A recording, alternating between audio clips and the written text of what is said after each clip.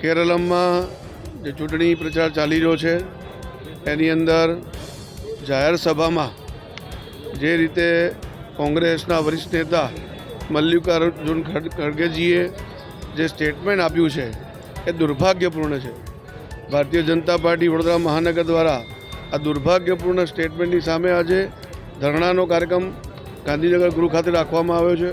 મોટી સંખ્યામાં અમારા કાર્યકર્તાઓ આનો વિરોધ કરવા માટે અહીંયા સૌ એકત્રિત થયા છે.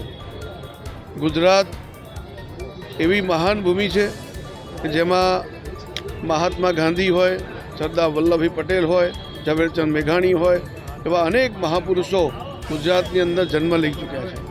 ગુજરાતનું સાહિત્ય હોય, ગુજરાતની કલા હોય, ગુજરાતનું આર્ટ હોય, દરેકે દરેક વિષયોમાં ગુજરાત અગ્રેસર રહ્યું છે.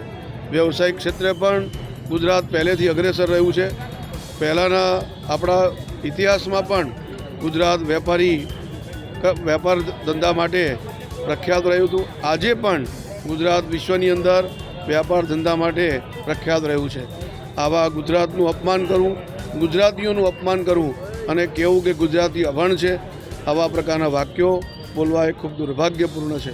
અમે આની કડી નિંદા કરીએ છીએ, ઘોર આલોચના કરીએ છીએ અને કોંગ્રેસને તમે જાણીએ છીએ કે આવા પ્રકારના વાક્યો બોલવા, એમની આવી ગંદી રાજનીતિ, ઓછી રાજનીતિ એમના માટે જાણીતી છે. આ પહેલાં પણ અનેક વાર આવા સ્ટેટમેન્ટો આપી ચૂક્યા છે. અમારા મોદી સાહેબ માટે હોય કે અનેક નેતાઓ માટે હોય, આવા પ્રકારના વાક્યો વાપરી ચૂક્યા છે. એટલે એમનો તો આ એક પ્રકારનો સંસ્કાર થઈ ગયા છે. આવા સંસ્કાર ગુજરાતની જનતા ક્યારે નહીં ચલાવી લે.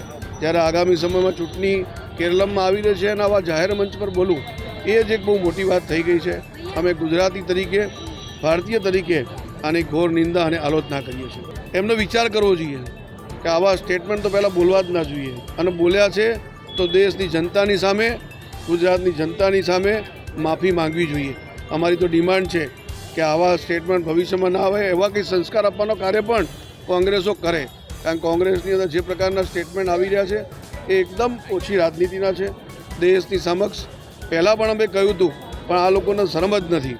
આ શરમ ના હોય એ લોકોને શું કહેવું. પણ અમે જરૂર અપીલ કરીએ છીએ કે તમે વરિષ્ઠ નેતા છો, देश અને ગુજરાતની જનતાની माफी मांगे. हमसे जुड़े रहने के लिए हमारे YouTube चैनल को सब्सक्राइब करें और नई वीडियो की नोटिफिकेशन के लिए बेल आइकॉन को दबाएं